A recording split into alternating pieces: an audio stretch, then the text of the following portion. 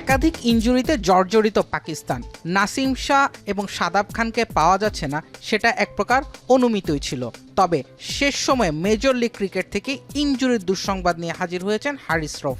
বাংলাদেশ সিরিজের আগে তাই বেশ একটা কঠিন সময় পার করছে 2009-এর টি-20 চ্যাম্পিয়নরা।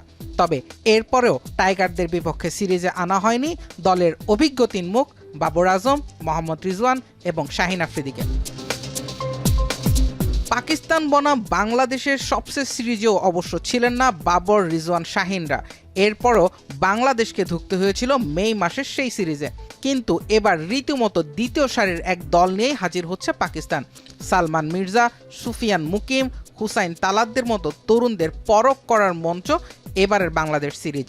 বিশেষ করে পিএসএলে 4 ম্যাচে 9 উইকেট নেওয়া পেসার সালমান মির্জার উপস্থিতি জন্ম দিয়েছে আলোচনার। বাংলাদেশ সিরিজে নির্বাচকদের সুনজরে আসার সুযোগও পাচ্ছেন অনেকে। মোহাম্মদ নওয়াজ এবং খুশদিল শাহ আছেন আসা যাওয়ার মাঝে।